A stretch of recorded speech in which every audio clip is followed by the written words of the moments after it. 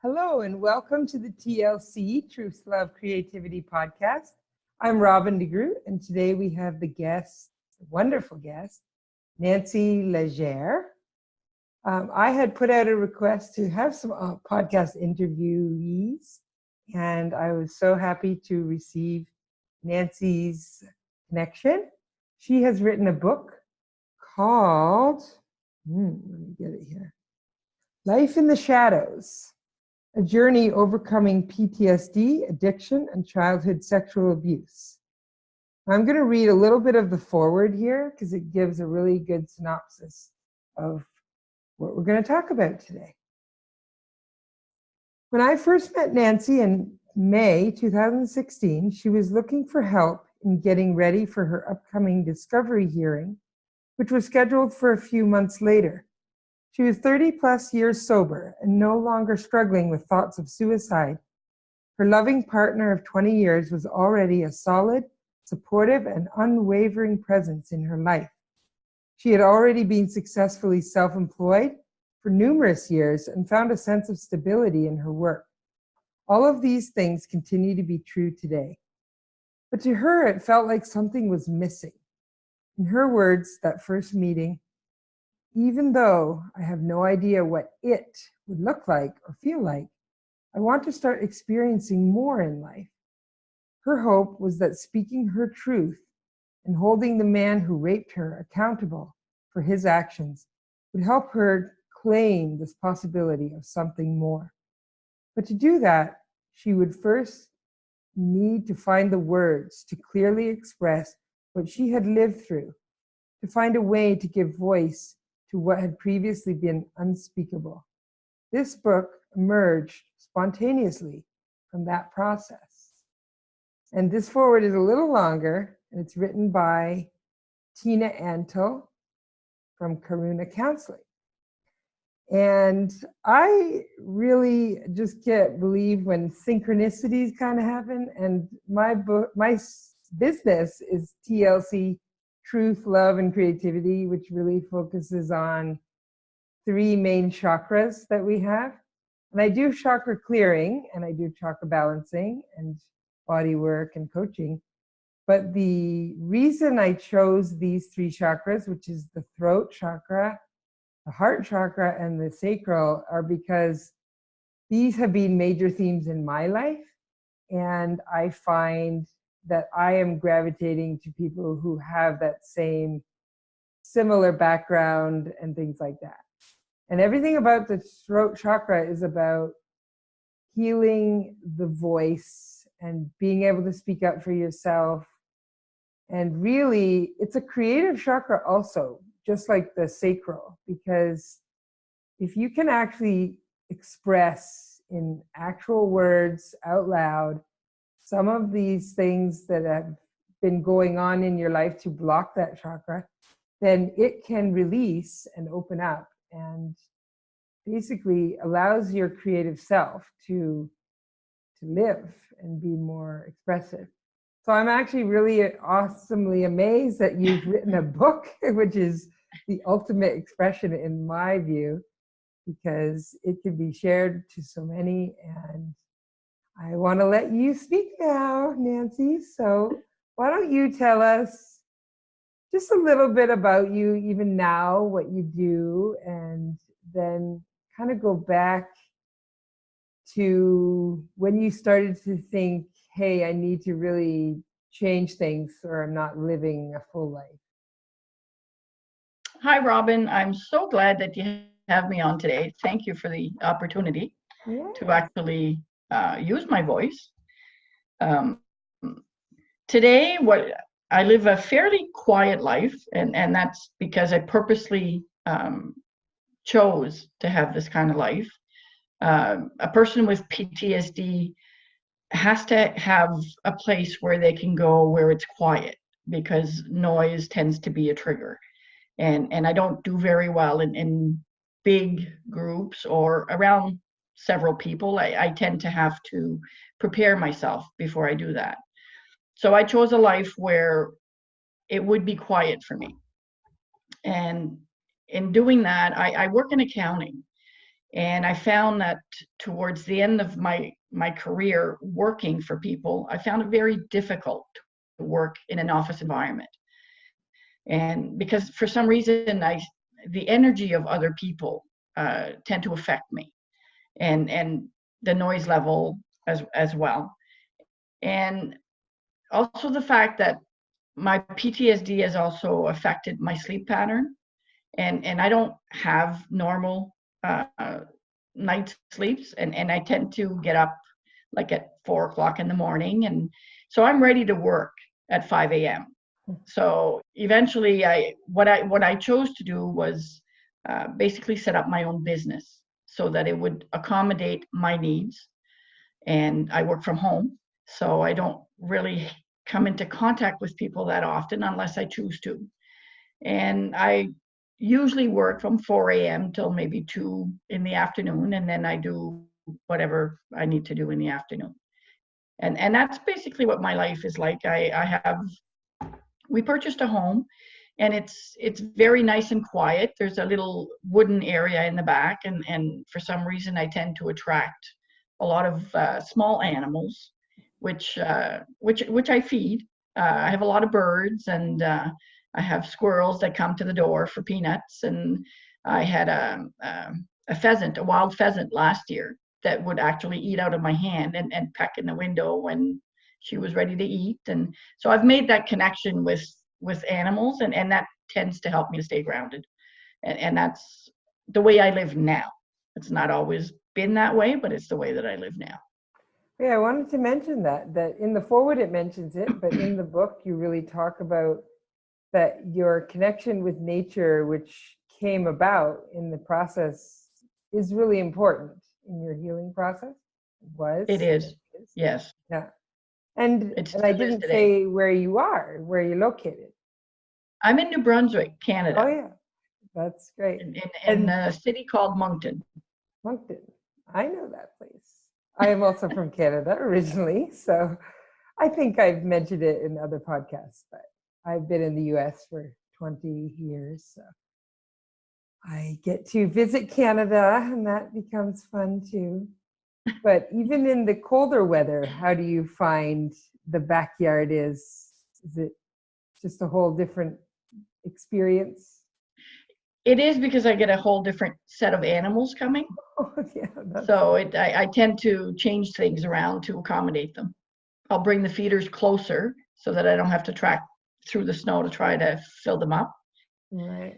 So I have them directly attached on my deck in the winter so that they can come right almost to my door. And yeah, so I just change things around a little bit. Yeah. It's kind of interesting that you say about the sleep. So actually, I believe it's a lot healthier to be up really early and almost like the dawn, before dawn, and have a good part of our lives in that way. So I think it's great that you have your own business and you can manage that kind of lifestyle. And partly because I would say you're very sensitive and empathic. And then this inundation with other people's energy, it's just kind of unfortunate that society expects us all to have this certain kind of lifestyle, because I am very similar. I was a teacher for 7 years, and I loved the children. I was working up to sixth grade, I guess, and I just couldn't handle the structure. I think a lot of schooling has just levels of administration, all these things. Even though I've had great administrators, things like that, it's just to expect a certain amount of hours of every day and all these different energies, it is hard. So for some people, and I know I'm working through some of my old stuff too, because some of it I don't necessarily have memory, but I do think there were elements of my, even if it's perceived, just because we had so many children in my family and some of these competition type of things. There's been a lot. That's partly why the voice to me is so important. Um, Although I do feel it's related to basically just control and it may not have been sexual, but I'm still working through all of that. And a lot of times, the more honest and raw I can get, I think it starts to trigger things. So as much as it may be an uncomfortable topic that you were mentioning, that it's difficult to talk about any kind of abuse, especially sexual abuse, trauma that relates to it, and then how we live as adults without acknowledging and somehow processing what we came from as children. So I'm very proud of you. I think this is really noble that you want to help others. And I wanted you to mention some of the complementary therapies that used to be mostly alternative therapies, but now they're really coming into the mainstream therapies. And tell me a little bit about that. Well, when I decided that I was going to move forward with this discovery hearing, with this trial, I knew that I had to build a group of women around me that would be able to help me get through this, because I knew that this would be very difficult for me. And the difficult part about alternative medicines, or whether it's massage or acupuncture or reflexology, is that because of the sexual abuse, I always had a hard time allowing people to touch me. Even if it was the hand, the arm, the head, it made me extremely uncomfortable, to the point where I would almost have an anxiety attack. So I knew that I needed to tell these people my story in order for them to know what the triggers were and to work through it with me. And I ended up with a group of women that were amazing. I have a massage therapist. I have one that does Reiki. She does healing touch. She does acupuncture. I've also did the chakras. I've consulted with a medium, and she's very much a part of my group. We've kind of formed it's almost kind of become a big family. And even my family doctor, who's a female, very much plays a part in this recovery or journey that I'm on.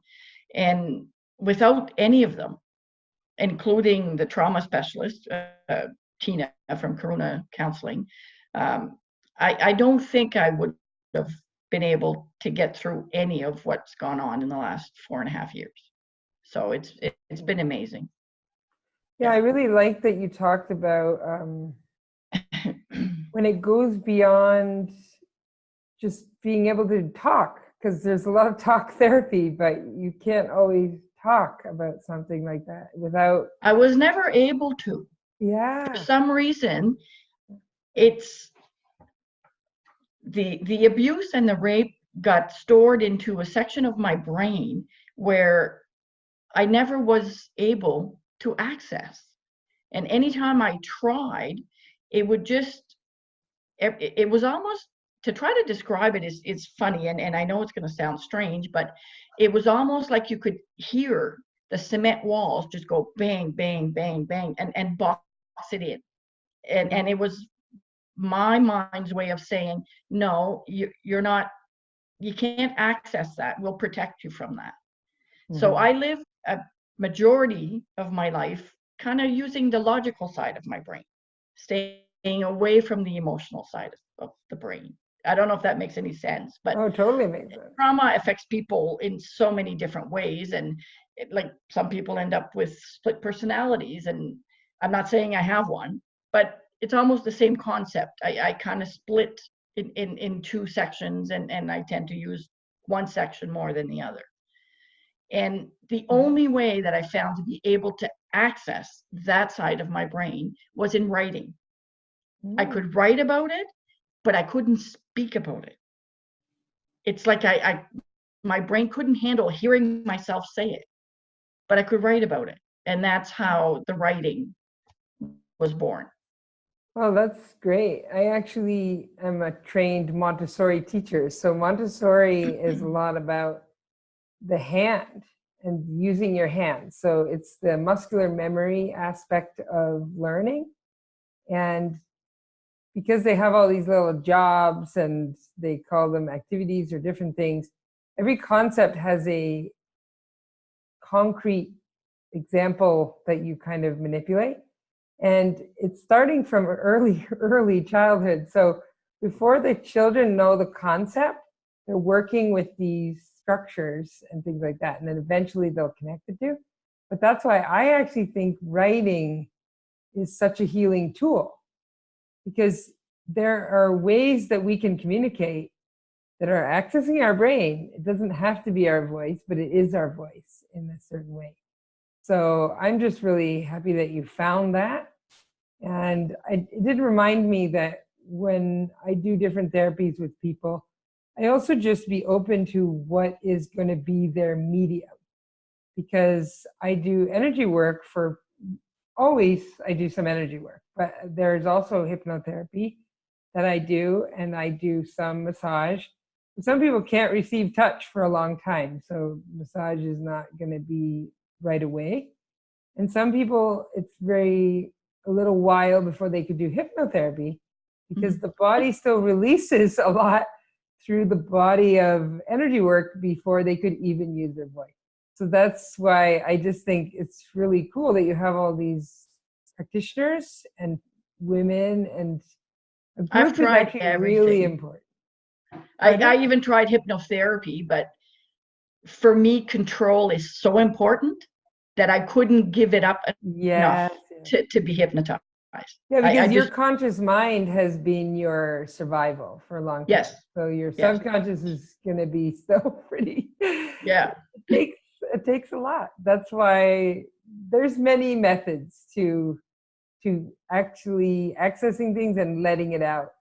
And while a lot of these therapies are similar principle based. So if you take Reiki, you take acupuncture, and I do bioenergy healing, which is a therapy method I learned in Vancouver. And it's always an Eastern philosophy, which older Eastern, like China and India and all this stuff, but they're losing it a little bit because they're also getting modernized and a little bit to the Western medical idea, which unfortunately is still a bit too much about symptom based instead of the system, which is we have a body system that is always talking to us. And the more clear we are in allowing energy to run through us, we have self healing properties. And that's partly how the more we can access these spots where things get locked in, like you're saying, even about this cement wall analogy, that's really good because our our body, our life, all these, our energy body, our mental systems, everything's trying to protect us. And when we're children, if there isn't the protection from the caregivers, in fact, if they betray you, then the body, again, it tries to protect you. Your mind tries to protect you. So a lot of the therapies, I think, are designed to just say, hey, let's reprogram the protections to say, we don't need to be protected from ourselves, kind of like an autoimmune disorder, because that's not what's going on anymore as an adult if you really can heal those blocks, basically. And I just am surprised that so many people don't think that there is any need to go deeper, even though they'll have like the beginnings of a chronic illness. And they just, it's kind of like a programming of how we think about medical system, our bodies, and somebody help healing us. And although there's many alternative and complementary therapies, they're still always trying to help us heal ourselves, because that's the real design in a way. And you wouldn't have started if you weren't ready. And that's how it always goes. Kind of like when you know you want to live a full life, you wanted that it factor, you wanted something more. That's when you're really ready, and then things begin. And Yeah. like I said, I'm so proud of you, because I feel like it's just so many people wouldn't even get to that. They would like live the life of pain, right? And then the trauma takes over. They kind of, they may have children, and then I feel like then the children are traumatized, because the cycle continues if Yeah. nobody starts somewhere to break the cycle and get help. So Yeah. well, I want to know, where do you get your book? And what was I going to say after that? Oh yeah, where, like, what are you going on to now? Is there anything different, or you really want to work with the book and just get it out there? Well, my book right now, it's available on Amazon.ca as well as Amazon.com. Okay. There's the ebooks are available through all of the major ebook retailers, whether it's Apple, Indigo, Barnes Nobles, Oh yeah. uh, Kindle. Kindles. All of them have the Okay, ebook. that's great. And at first, I thought that I wanted to become an advocate to change the legal system here in Canada, because as you mentioned it in the forward, I had chosen to start a civil lawsuit against my abuser. And shortly before Christmas, on the 10th of December, I had to make a very difficult choice and walk away from the lawsuit after 4.5 years, because the system was geared towards the abuser. And I was now the one that was on trial. And we were going to lose a motion in front of the courts protecting all of my medical and therapy records. These were going to be made available to my rapist.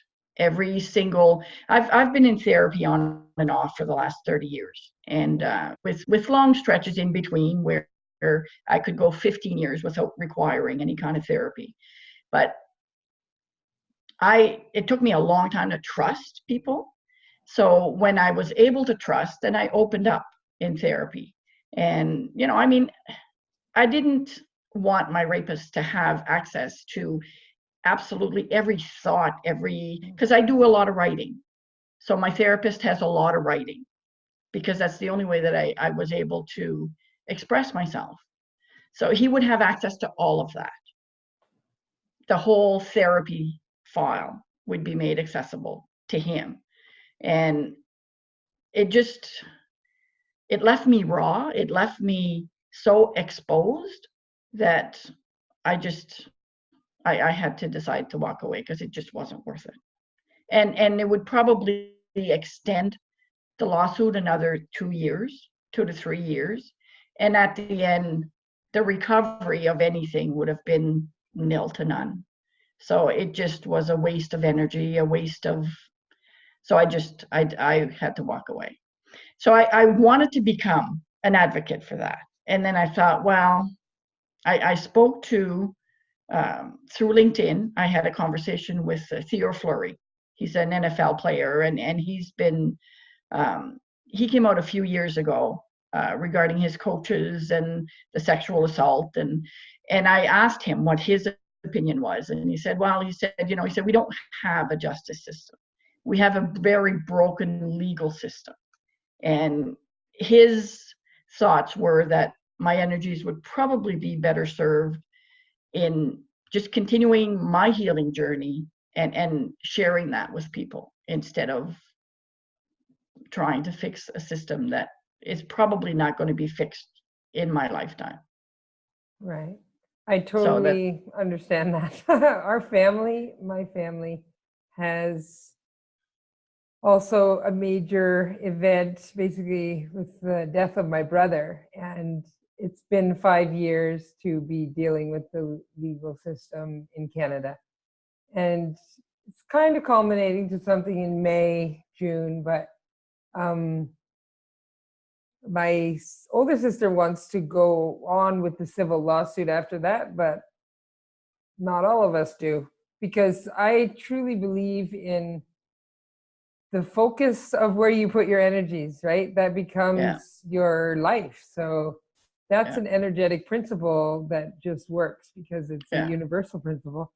So I like the direction and the advice you got, because really to become an advocate, it can be in many ways. And I think this will be more effective, because I think just like a song, for me, a lot of music really touched me at different points in my life. And it's because it becomes a universal emotion.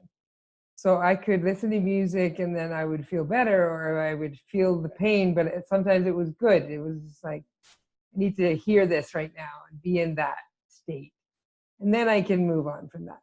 But when we keep continuing to have to be in something that we're like, hey, this is not the right direction, or I don't want to be there anymore. It is nice that, again, you have a certain control that you are creating now. And that's just, it kind of comes with forgiveness. And I was learning just from these Holocaust survivor videos that I was just like, forgiveness is not condoning. So that's a whole different thing. Forgiveness is for the actual abused. It's to be able to let go. It doesn't mean you accept and you condone any of the actions or whatever. It's just, it allows you to move on and understand the processing of that event, basically. But it's difficult, I understand.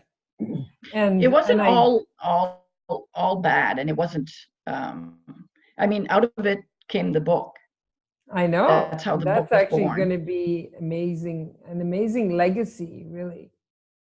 I think so, yeah. I think it'll become a healing tool, because when I was in the hypnotherapy training, there was one of the teachers, actually, she had a, I don't know if it was just cancer scare, but basically there were so many things that she was told she had to do, and she was becoming more intuitive as she was getting sicker, because she was like, I can't do certain things. I have to listen to what I feel. And then there was a doctor who, I can't remember his name right now, but he had started in the 80s, basically cancer groups of women, not just women, but especially women, to be able to say, this is the therapy I'm doing, and let's talk about it. So some were in full allopathic therapies, some were in some complementary ones, but they were able to say what they felt. They were the ones deciding their treatment. And it was so huge for people, because it was just like, to feel good about your treatment, even if it's a certain thing, even if it's chemotherapy, whatever, if you feel good about it, it changes its effectiveness and everything, because you're not feeling controlled. And I think a lot of the issues that people have are because they're feeling it's like out of their control. And then once you can actually grasp and start to say, hey, I have a potential responsibility here and ability to be able to work with this healing, and I think it really helps. So that's how I feel. I'm also very kind of sad, because my mother passed away from cancer, and it's just, there's so many systems out there that really just say, hey, we are the authorities, this is what you got to do. And if you don't do those things, you're really kind of made to feel like you're reckless and you don't know anything. And I was just like, my mother was in alternative therapies all her life. And then when someone is sick, the fight is a lot less. So it's like they're in a vulnerable spot. So then I'm really happy you got a group around you, because I think that's super important. And like you're saying, all these different areas, the nature, your husband or your partner, my wife, so supportive. Oh, you should say that again, because I don't want to talk over you. My wife, actually, Your she wife, legally is. We got married in November, actually. Oh. So last year was a big year. Well, that's great. Yeah, Yeah, after 23 years, we got married. so 2019. Yep. Oh, wow. So that's recent. Congratulations. Thank you. Yeah, that's why I didn't want to talk over that, because I was like, I think I'm wrong here. So that's awesome. Yeah. No, I think it's amazingly important. I'm actually doing a bit of an unusual lifestyle right now because I've been married for a certain amount of years, but I've been with my husband for probably 25, 24 years. And we have our daughter and our son, but then my son just went to college. So now I am free to go and live in my own house because I just need so much more me time. And it's not that I don't want people around, but I know that I need a lot of time to myself, which I haven't had in a very long time. So this is it's a pretty different relationship and living in two different places and whatever, but I'm just trying to work it out. And I actually want to advocate that for other couples and just like, you got to do what works for you too, because it's not going to be what some system says. It's just nothing works like that. Yeah, we don't So, live the traditional lifestyle. Like no, our lifestyle is so quiet and so laid back. And I often have to laugh because a lot of people say, "Oh, you should do a weekend retreat. You should do this, you should do that." And I'm thinking, well, everywhere people are running to is what I have. That's my life. I yeah, don't need to go somewhere and be quiet for 3 days. I can do that in my home. That's how we set up our home. There's no animals, there's no major noise, there's no children. There's my partner loves to read, so she doesn't mind being quiet while I do my own thing. And it's just we just love it. We love it. And if we need people, then we go out and see people.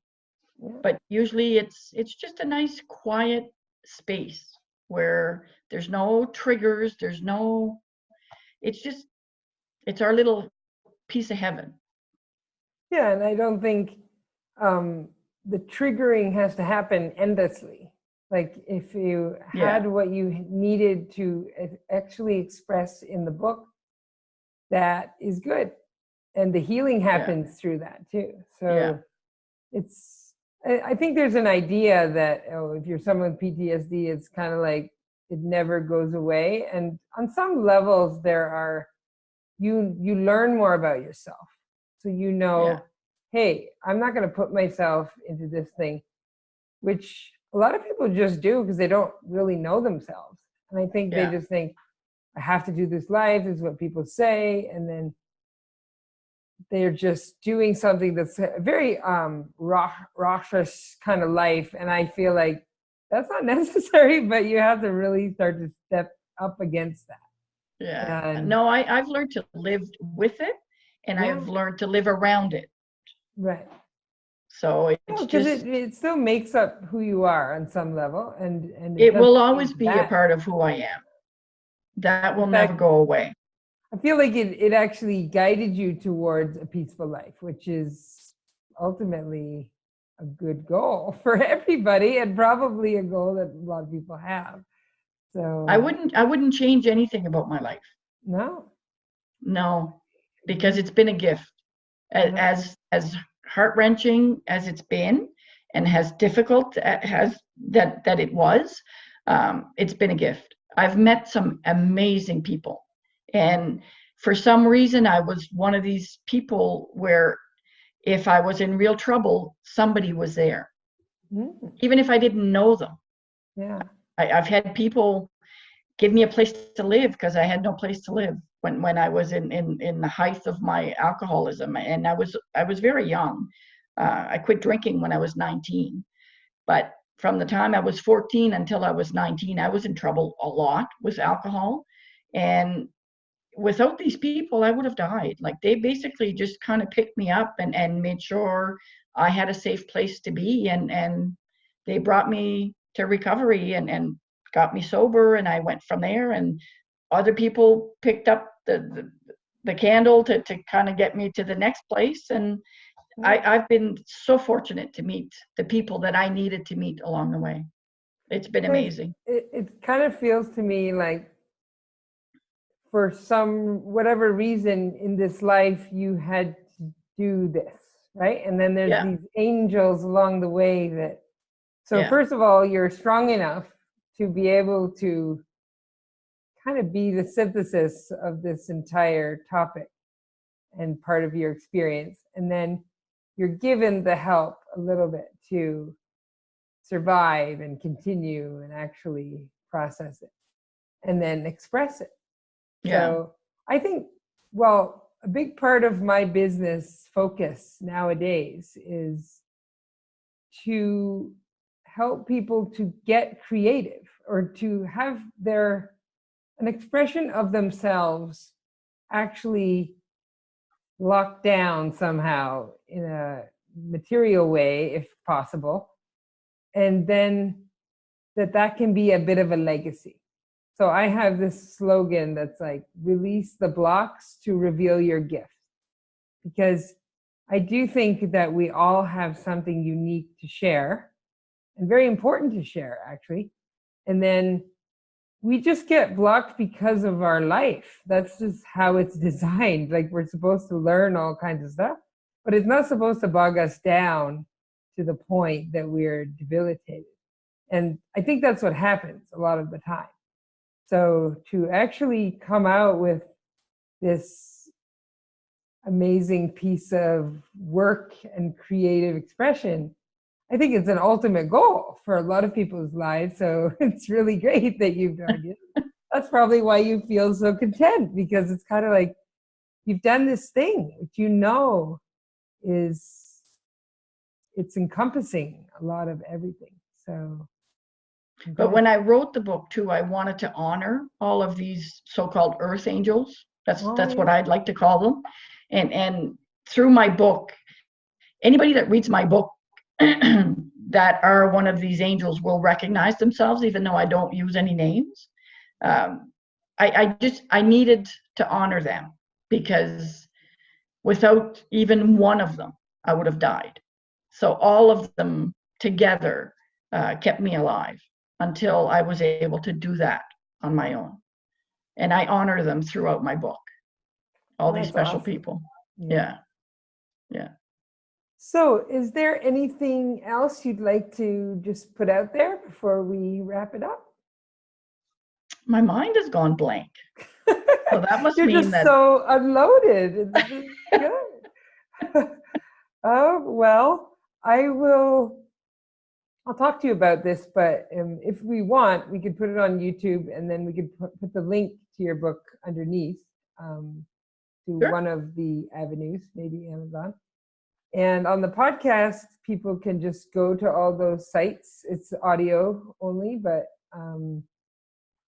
I hope people find this and share it and get Nancy's book, because this could really help save a life, create a better life for a lot of people, and take her advice and create community, create the life that you know you need and want, and just do your healing. I think this is an important part of our journey here, lessons and enjoyment. So, signing off. Subscribe.